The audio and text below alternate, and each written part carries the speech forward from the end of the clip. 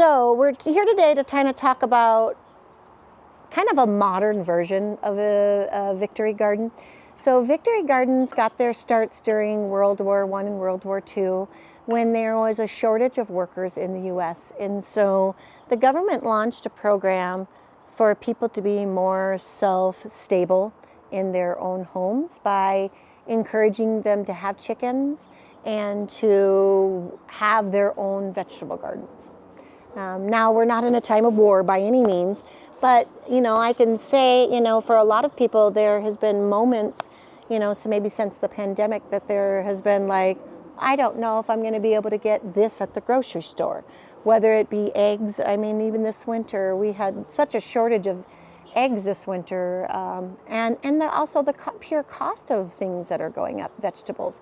So anything you can do to alleviate some of that pressure for your household is, I think, an amazing thing. And the cool thing is, kind of with a modern take on vegetable gardens, during World War I and World War II, there were less people living in apartments, and and you had more space to work with. This is actually, it was built in the 50s, so this would be a standard size home for the majority of people. So they had space to be able to grow. But with our modern day living, especially in a city, smaller lot sizes, a lot of people live in apartments or condos, so they just don't have the ground space. So a modern way is to be able to grow what you can in the space that you have. So you can grow a surprisingly amount of vegetables in a small amount of space. If you have a big space, great. And I can show you when we're done. The best sun I have for my yard is actually in the front yard. And so I have my vegetable gardens in the front, which, one of the nice things about modern day kind of Victory Garden, the goals during the original Victory Gardens was to grow your own food, be more self-sustainable, and relate and grow with the community. And I think a modern day also thing I would add to that, because I think one thing I really learned about putting my vegetable garden in the front yard is that whenever I'm out and they're working or planting something and people are walking by, we live on a pathway for people to get to the Highland Trail. And so I get people who walk on my street a lot. And the one nice thing I like about it is that I get a lot of people who stop and talk to me. My neighbors do, but I get strangers. And then I meet people from the neighborhood. So that's been also a fun thing about having the nursery, is just getting to know people and relate with people and connect with people. I think in our modern day society, we're missing a lot of that. Where I think a lot of our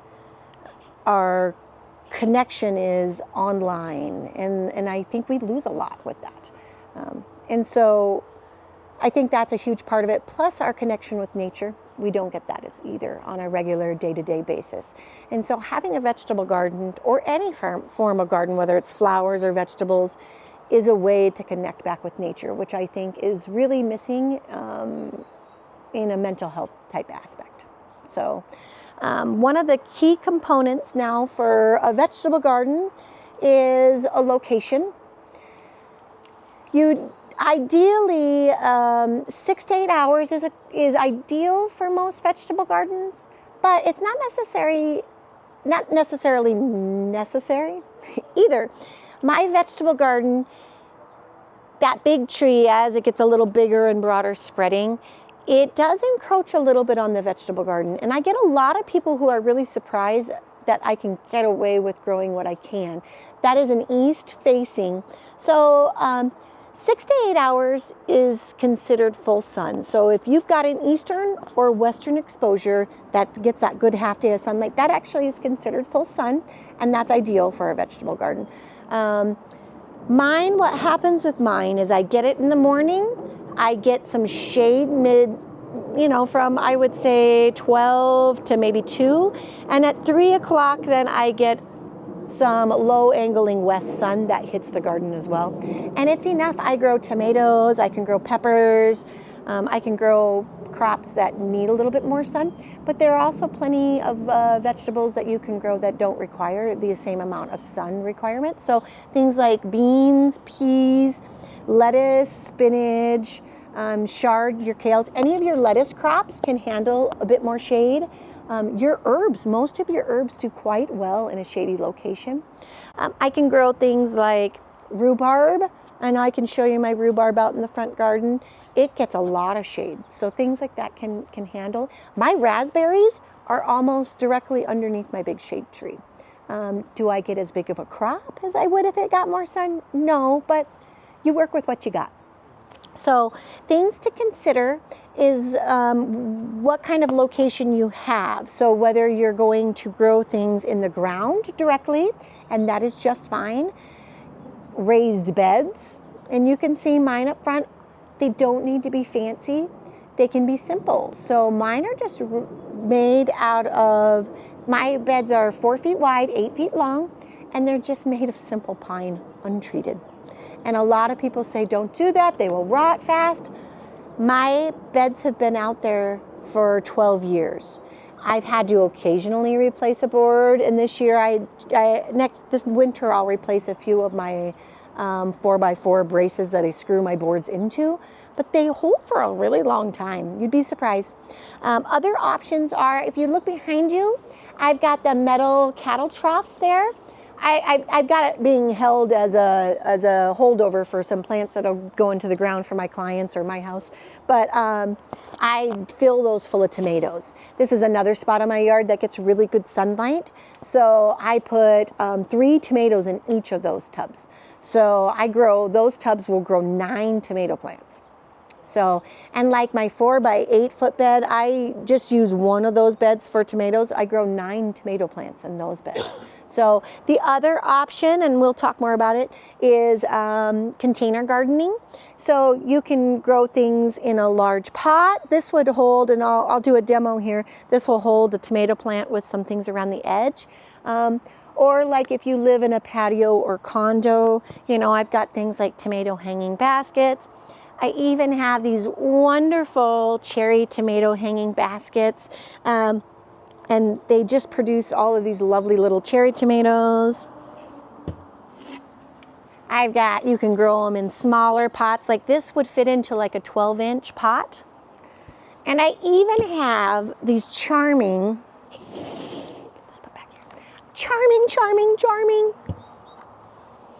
micro tomatoes. So this tomato you can grow in as little as a 12-inch pot. So you should never let whatever space you have limit you, because there's a lot of options. Things like carrots grow great in pots. So the first thing to do is, pick your sunniest location that you can give it. Pick what kind of container. If you're going to use a raised bed, again, you can do it directly in the ground. Benefits of a raised bed is, we do have clay soils, so they do take amending, some amending. And then, so if you do raised beds, you're able to bring in better quality soil from the get-go. But there's an expense to that. So, but you can get soil bulk versus bagged. And then every year you want to make sure, even if you have raised bed, that you're constantly amending it. I have my own compost bins. So I add to my vegetable garden, I add an inch layer of compost every fall, and I add an inch layer of compost every spring to my vegetable garden bed. So you're constantly having to add a little bit to amend it. But things like if you're using like the big cattle troughs back here, you can fill the bottom with it. I did fill, when I put those in, some thinner twigs and bags of leaves, fall leaves, and then I put soil on top of that.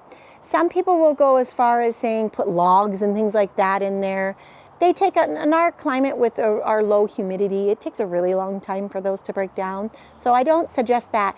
And then just remember, as everything breaks down, your soil is going to drop anyway. So you're eventually going to need to keep adding soil to it. These 3 beds, I had to add in probably about 6 inches of garden soil to it this year in compost. So once you've got kind of figured out your location and what you're going to be growing in ground or container, then you can kind of pick what kind of vegetables that you want to put in there. So one thing is, that's kind of a key thing, is when people first start out a vegetable garden, they kind of want to put everything under the sun in there. I suggest starting with the things that are the easiest, that you're going to be the most successful with, and what you eat. If you don't eat turnips, or you don't buy parsnips from the store, don't plant those things. Plant the things that you know will eat. Things that are good bang for your buck. Tomatoes are good bang for your buck. Peppers are great big bang for your buck. Carrots, if you guys have ever tasted a fresh carrot out of your garden, it is nothing compared to what you buy at the store. Some of my other favorites, I do like lettuces and things like that, but lettuce is an early spring crop, so you kind of have a short window because otherwise they start to bolt. So with lettuce things, there are a couple that last longer than others. Like spinach is a great, really early spring crop, but as it starts getting into June, mid-June, and we start to heat up into the 80s and 90s, they start to bolt. So one of my favorite things to grow is kale and chard. Chard is a plant that's not grown by a lot of people because I think we are confused on how to use it. But chard is one of those that will not bolt and will actually keep producing. In the garden, besides kale and Brussels sprouts, they are probably the hardiest of all of any of the vegetables. So chard will actually overwinter here. So it'll start to throw up foliage in the early spring. It'll eventually bolt then because it's what's called a biennial crop. And so sometimes kale and sometimes chard will overwinter in our winters. So green beans are a great easy one to grow. So a lot of times what I'll do is I like the snow peas or snap peas. So those are also an early spring crop. So what I'll do is I'll plant those around a trellis and grow them up a trellis, and then they don't like the heat either. So then once they're starting to fade, I plant pole beans then around that. And so the pole beans, so you've kind of got that succession planting in place. So you never have something kind of empty in your garden space. Zucchini. Zucchini is kind of a never fail crop. So that's if you do like zucchinis, and if you even don't like zucchinis, the green ones, but like summer squash, the yellow ones, those are so easy to grow too. So those are kind of an easy no fail one to grow. But also don't negate things like herbs or flowers. You can grow in combination. So herbs are great, and a lot of them are perennial, like thyme, parsley is perennial, oregano is perennial. And so you can also grow those type of things. I love to stick them in along the edge sometimes of a garden. So like if you stick a creeping thyme in, and even in the design I have an example of that. If you stick a creeping thyme right at the edge of your garden, it'll kind of trail over and it won't get in the way of any of your other vegetables growing. So it takes up kind of minimal space. But also things like basil is a great companion plant for tomatoes. Basil will improve the flavor of your tomatoes if grown in a close proximity to it. And then flowers, like marigolds or calendula or nasturtium are beneficial in your garden. Some of them are not only beneficial, but they're also edible. So flowers like little violas or violets are edible, nasturtiums are edible, but things like calendula and marigolds are beneficial in the help that they not all deter insects, but like marigolds will help deter aphids and insects from your vegetables. And then other flowers like calendula tend to be a trap plant. So what they do will attract things like aphids to that plant and keep them away off of your other plants.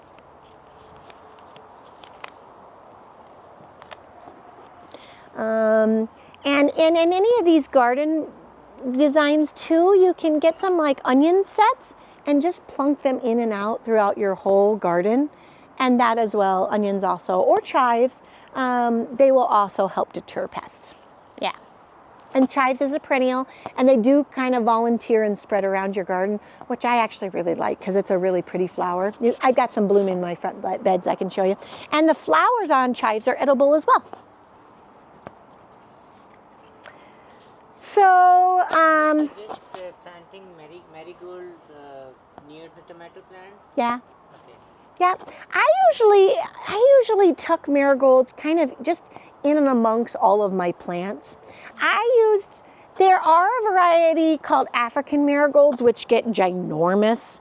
I don't use those ones. I tend to use the smaller, kind of bushier ones, so they don't take up too much space in your garden. If you have a huge garden, that's different. That's kind of fun then, because you can use them for cut flowers and things like that. But if you're dealing with a smaller space, I tend to go for the shorter marigolds. And we kind of touch based about, how to maintain your garden. I top dress my vegetable gardens every year with compost twice a year, like I talked about. And then I also, we mow up our leaves. Anything that has fallen in the lawn, we mow them up and we catch them in the bag. And I will top dress all of my beds with those chipped up leaves. And I use that kind of as a mulch over the winter time. And that just kind of eventually just breaks down and improves the soil. There is kind of a new way of thinking. Originally, it was till the soil, till the soil, till the soil, and now the new way of thinking is to kind of go more towards no-till. And so just by layering new layers of compost or the layers of chopped up leaves as a mulch, and then never turning that soil, because you've got microorganisms in that soil kind of constantly breaking things down, and they say when you turn those, it disrupts those microorganisms and can kill them and kind of set them back. There is a great guy out of England. His name's Charles Dowding, and he's kind of the grandfather of no-till gardening, but he has done a ton of research on it, and he's got some great research done, and he's got a wonderful YouTube channel, and he's just got this very slow cadence, peaceful English accent that's kind of lovely to listen to. So, and then watering, you want to water, when you've got everything planted in your garden, you want to water, people's instinct is to water a little often. You actually want to water deep less often. So when you water, really soak your plants and then let it dry down, because what you're doing is forcing those roots to go nice and deep and form a deep root system, which it makes it less susceptible to stress and heat and water stress. So my vegetable gardens, they get watered 3 times a week. So roughly every other day. If it gets well over 100, I will throw a 4th day in there. But every other day, and I water mine overhead. You could also water it drip, which would probably be a little better. But I have an overhead watering system, so I just use that. And I run that for about 20 minutes. So if you're hand watering, just soak it really well. And then I have a really no chemical approach to my yard, any of it. I don't use any insecticides or things like that. My yard has kind of gotten a good balance between it. It sometimes takes a while to get a good balance to your yard, but by not using chemicals, I have encouraged like other beneficial insects in. Like if you get aphids, naturally ladybugs and things like that are going to come into your yard because that's where their food source is. They eat aphids, and they eat like their weight in aphids. And ladybugs, the larva even eats more aphids than the adults. But if you're constantly spraying your aphids with chemicals, even if it's an organic chemical, to take care of your aphid problem, you're also killing your beneficial insects most of the time.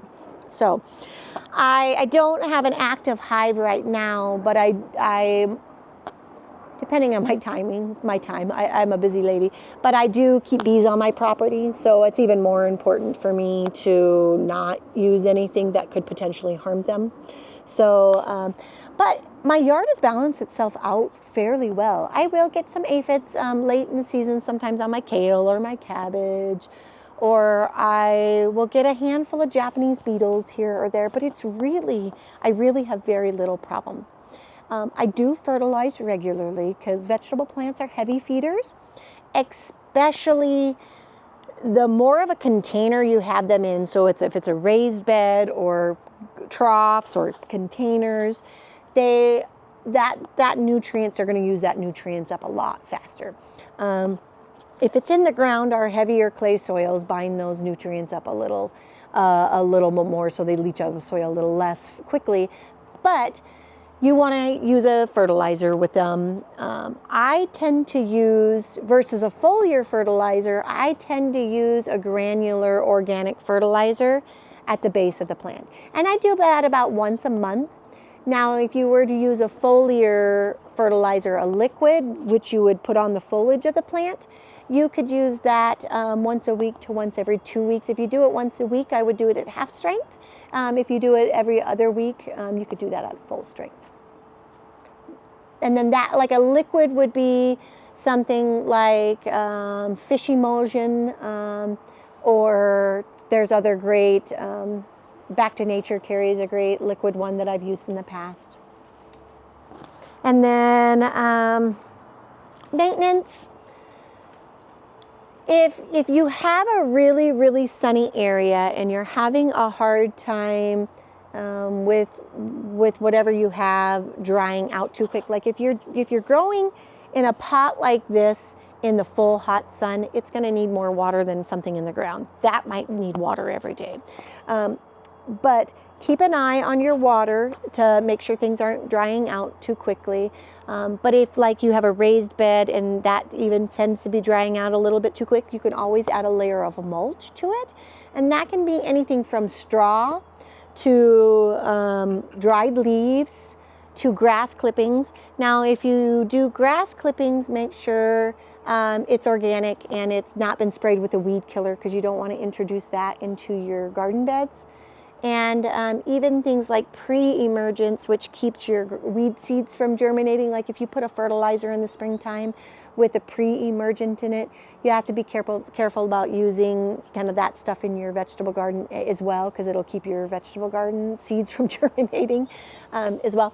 So if you use straw, like you can get bales of straw from like garden centers or from ranch supply stores. Try to get something organic. A lot of times those are treated. And also try to get it as weed-free, seed-free as you can. They can be certified weed seed-free.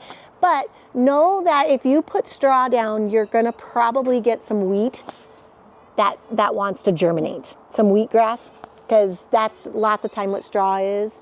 And so once you first put it down, you might get a bunch of like what looks like grass wanting to grow in there. So you have to weed that out. And that'll help with a lot of things. That'll help with water hitting the soil and splashing back up onto your foliage and spreading diseases in your tomatoes or zucchini, like powdery mildew. It helps retain moisture. It helps keep weeds down. So if you have an open in the ground garden, I would almost always recommend trying to mulch it with something. You can even use like wood chips, for a mulch too, like small wood chips. Those eventually will get worked into the soil and get broken down, but yeah. And then, how thick of mulch do you put down? So this is a pretty good, interesting tidbit. The finer grade the mulch, the less thick you want to go. So with something like,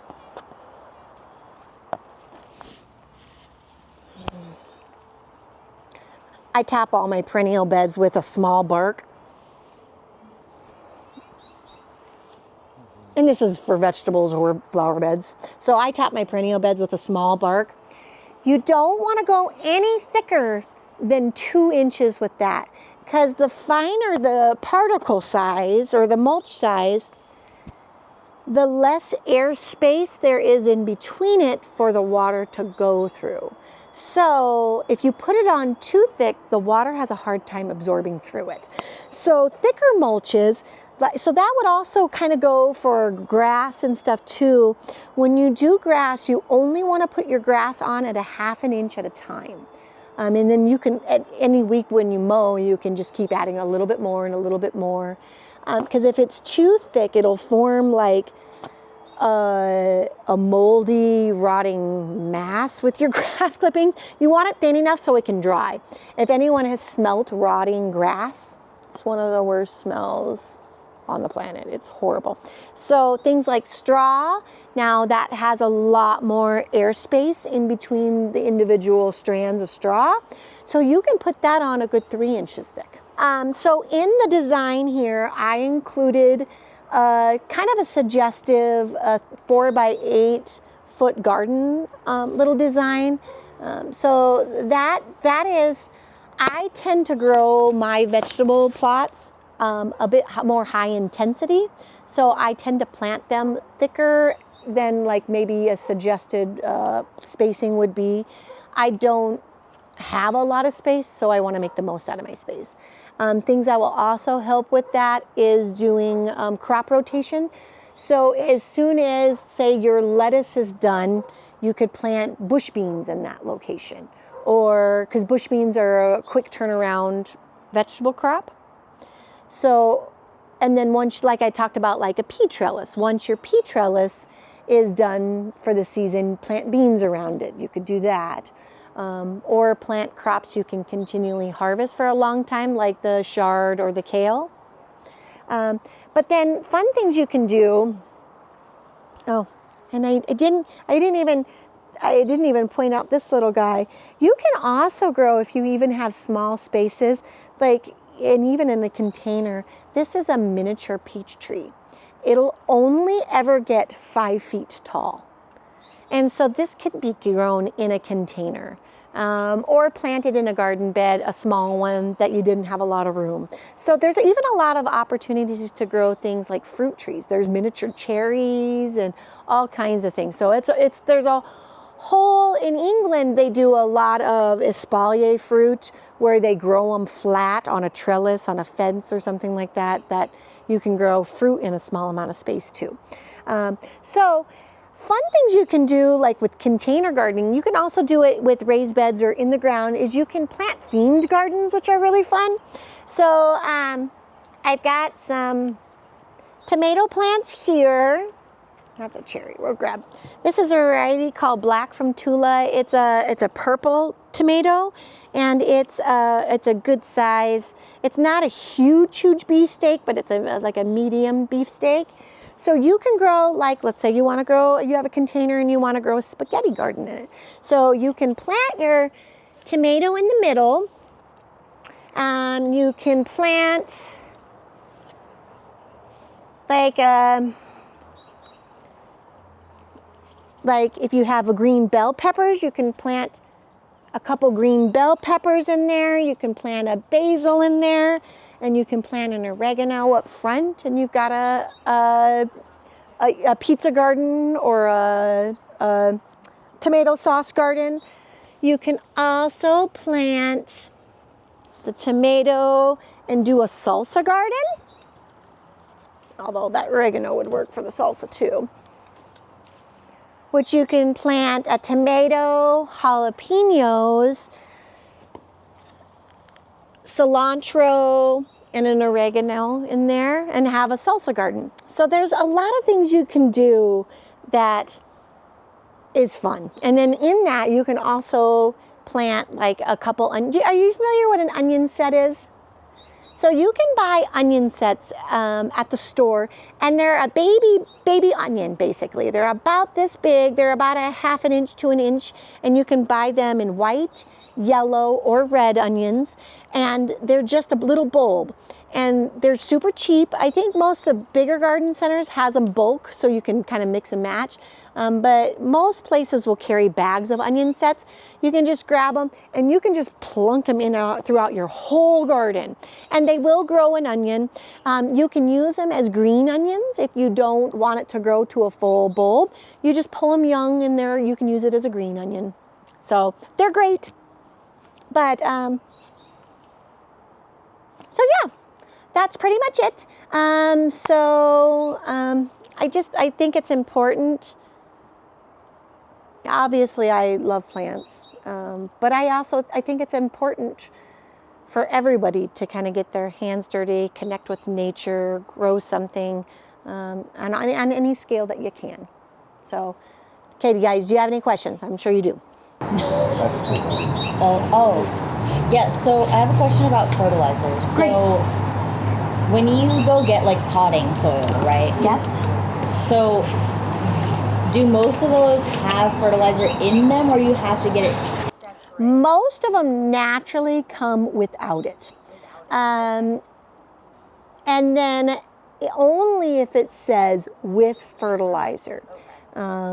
And most of them just don't. In fact, if I had a preference, I would buy it without fertilizer and then add my own in, because I want control over that. And organic fertilizers, whenever you're using organic fertilizers, they're naturally slow released. My whole take on gardening is do what works best for you. So I tend to use organic practices when I'm doing my gardening, but that doesn't mean you can't be successful doing it non-organically. Do I plant every single plant I plant in my garden? Are they all certified organic? No. The tomato plants I grow, so I grow over 800 tomato plants. Yeah, I grow in a tremendous amount out of sheer plant nerdity. And are they certified organic? No. I grow them with organic practices, but the soil I use the Fertilome Ultra potting mix when I plant everything up. It is not a certified organic potting soil. They make one, but so I do the best I can with what I've got. And I think whatever works best for you and your gardening style, that's important for you.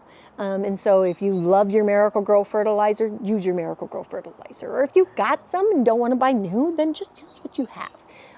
It'll all work out in the end and in the wash. But the main thing is to have fun with the gardening, you know. And so most fertilizers, though, or most potting soils don't contain it unless it says specifically. So will anything that is a fertilizer say specifically it is fertilizer? Because I know you can also buy, like, there's all of those, like, plant food and, like, you know what I mean? Like, it's the stuff that you add in. So plant food and it is a form of plant fertilizer. Okay. Yeah, the naming is, like, very confusing. I know. It is so, and I mean, it gets crazy. They try to regulate it, and people then just get more creative ways to try to get around the regulations. Things like, same thing. People don't like the word fertilizer. They think it's like... It's bad. Bad? Yeah. Okay. So they just say it's like organic edible food or... Well, they think of it as too, like, we eat food. So they try to make it relatable in a human sense, which plants don't eat in the way we eat. They take it in through their roots, but then a lot of it is really deceiving too, and a lot of it's not necessary. So just like any industry, they like to try and push and sell their product a lot, but a lot of it is just not necessary. And then regards to like a raised bed that's like off the ground, what would you use for your base layer before you start adding like your fertilizer? I guess you would break it down by ratio, like peat moss on the bottom, like what do you do at the bottom level? So depending on how deep your beds are, my beds up front are just, I use a 10-inch board. So my beds are only 10 inches deep. And I choose to go directly with like a planter's mix, which is a mixture of topsoil and compost. It's usually 2/3 topsoil to 1/3 compost. You can go up to 50%, but you just have to make sure that it's a fully composted compost. You can get bulk planter's mix from any of the big local suppliers. A1 Organics has a specific one for vegetable gardening, like a raised bed mix, and it's wonderful, but they tend to be a lot more expensive than your planter's mix. But I think they have it certified organic, so which is good. If you get a straight planter's mix from like Pioneer Sand and Gravel or from Ewing or from A1 Organics, I tend to then like to mix something a little lighter in it, like peat moss. Peat moss comes from Canadian bogs. It's most of them. The peat moss we use is Canadian peat moss, sphagnum peat moss. It is not a super renewable resource. So unfortunately, when they dig in the Canadian peat bogs to dig up the peat moss, peat bogs are a big carbon sequester, and so when they dig into those peat bogs, it releases a ton of carbon in our atmosphere, which can increase global warming. So it is kind of the uglier part of our industry. There isn't a great solution yet for it. So there's coconut coir, which is ground up. It's a byproduct waste of the coconut industry, coconut milk, whatever, coconut, like flaked coconut industry. So the outside hulls of them are ground up into a small fiber, which they usually buy that in compressed bales or blocks. And when you add water to it, it expands a ton. That is an okay substitute. It's not a perfect substitute. In England, they're banning the use of peat moss. I assume at some point it'll be banned worldwide, whether that's 5 years from now, 10 years from now. Eventually we'll lose our peat moss, but most of your standard potting mix is going to be about 80% peat moss. So as of right now, to lighten your beds of that mixture, coconut coir or peat moss added to those beds, and then just know over time you'll be adding more compost every year to it, and so that'll improve it. Another thing you can add is alfalfa pellets, which sound really weird. So you can get, and they're cheap, and you can get organic. So if you go to like a ranch supply store and get like alfalfa pellets that you would feed animals, you can get organic, but because otherwise they might be full of a lot of chemicals. Get organic, and you can soak that in some water. They'll kind of expand and blow up, and you can mix that into your soil. That'll add nutrients. It's a cheap way to add nutrients and organic matter to your soil. Like a big, huge bag is like $8 of organic, so it goes a long way. And then I always add an organic fertilizer to my bed before I start planting it. Can you use manure instead of organic fertilizer? You sure can. So when I say compost, it's kind of again another generic term. So compost can be either composted manure, or it can be composted leaves and like organic material waste. So manures are great. You just have to make sure they're fully composted. You can use, some are better at are composting the seeds away. So if you're using something like sheep manure or cow manure, which is, you can get that bagged or bulk, and it's a very cheap form of compost, and it's amazing. You can also there's a lot of local horse stables who you can get horse manure from, or alpaca manure from, or llama manure from, and they're all great. But when you're getting it from like a local horse stables that are selling by the truckload manure, one, it might not be fully composted, and two, horse manure is kind of notorious for a horse's digestive system doesn't fully break down the weed seeds. So you might get some weeds that start to sprout up from your horse manure used in your. But bagged manure like sheep manure or cow manure is a great method. Some people are weird. I have a dear friend, and he worked with me for lots of years. His name is Steve. He had such a weird thing with using any form of animal manure in his garden beds, and that doesn't bother me at all. I also like mixing it up. So some year use peat moss, some year use like sheep manure, and then other year use like a bio waste, like not bio human waste, but the bio like leaf yard waste manure or compost. How do you know that the manure is like Fully composted. Anything bagged is always going to be fully composted. They can't sell it. They're under a lot of strict like regulations, so they can't sell it hot. Is what they like. A manure that's not composted is called hot a lot of times. Okay. So how would I turn that? So I have a horse. So like for me, I've got lots of. That's wonderful. Yeah. How do I? You just want it to like to be kind of dry and kind of crumbly, and it to look like a more like soil versus anytime. So you don't want to be able to recognize anything in it. So if you're recognizing still manure, I think horse manure needs to sit for a year. And by turning that to, I don't know if you have a little something, or do you have it at your property? It's not my property. Yeah. Sometimes they'll take a little tractor and turn it, and that helps it break down faster. Yeah, but it's a great free source. So. Yeah, well, lots of work. So when you talk about the flowers that attracts pollinators, how much flowers, like for the 4x8 bed, how many flowers would you recommend putting in there to attract them? Not a ton. So I mean, you can even put like a 4-pack of marigolds in. Nasturtiums you can grow by seed, so you can plant it as seed and they'll grow. Or calendula, just throw a handful of seeds in. You probably want it to be like a 16th flowers and the rest of it vegetables. So not a ton. And you get pollinators in from surrounding areas too, like if you have flower beds and things like that.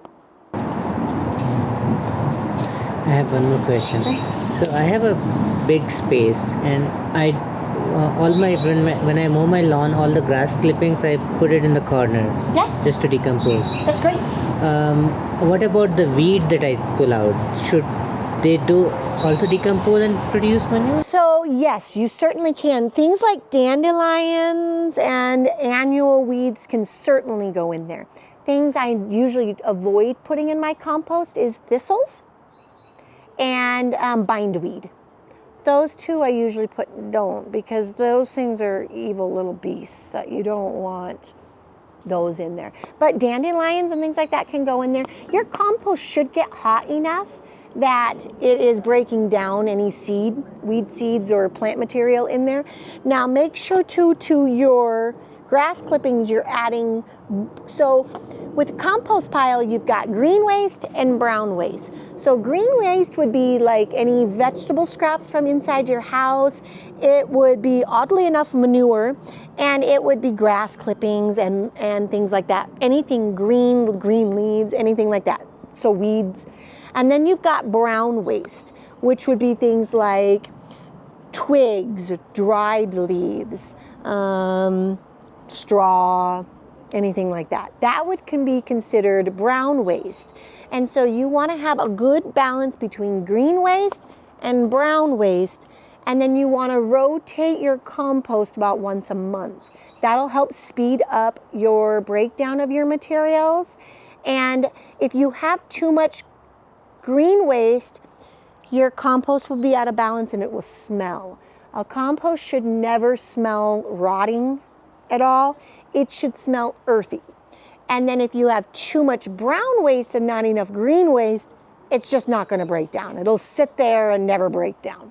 So you need the green waste to kind of activate the microorganisms in there to break down the brown waste. The brown waste is a little harder to break down than the green waste. And should you throw in some topsoil also in that too? Topsoil, some compost, adding. So what I do when I rotate, because my compost bins, I have a 3-bin system. The freshest material, so the newest material goes in on the left, and then I rotate that into the middle, and then I rotate it eventually into my far right one. My far right one is more of a finishing stages of my compost. Yeah, you guys are more than welcome to look at any of it. I also have the added benefit of having chicken manure. And so my chicken manure really helps my compost break up. So, and the sunnier location, the better for your compost. The hotter the sun it gets, the hotter it gets, the better it is. Add water too. Composts love water added to it as well, because otherwise it'll get too dry. Tomato plants, if you grow it in a pot, can it survive the winters if you bring it inside? No. It'll survive for a while, but they need a lot of light. And so they just don't grow extremely well. Things like peppers, which are a true perennial, and in warmer climates, they'll come back, they will last for a really long time. So you can bring them inside. You can bring them into a greenhouse. I tend to think that's enough work, too much work for me, so I tend not to. But if you look at the rosemary plant just to your right, that is a ginormous rosemary plant that I've had for 4 or 5 years. Now, rosemary, it's borderline hardy for our climate, so they don't always overwinter outside in the ground. So I bring that into my greenhouse every winter. It does get as cold as 20 degrees in the wintertime. When we get like -20, I can keep the greenhouse at about 20 degrees in the wintertime. So it does get cold, but not crazy cold in there for long periods of time. And I overwinter that every year. So, and for the first couple years, I overwintered it inside the house too. I have a fig tree I pull in my house every year and overwinter it in my house. So yeah, some of the things you can. Herbs you can. Herbs are great things to grow inside in the wintertime. And strawberries, should they be potted in a pot or? Either way. So strawberries are great. So like I have some hanging basket ones, and these are what are called an ever-bearing strawberry. So they will produce small amounts throughout the whole growing season. Now then there's June-bearing ones, like this is a Goleta strawberry. It's a June-bearing one. And if you plant that in the ground, they'll produce a large amount of fruit in June. And then you'll get a little bit in the later fall too. But so this would be great if you're using it for like jams or you want to freeze a whole bunch of them.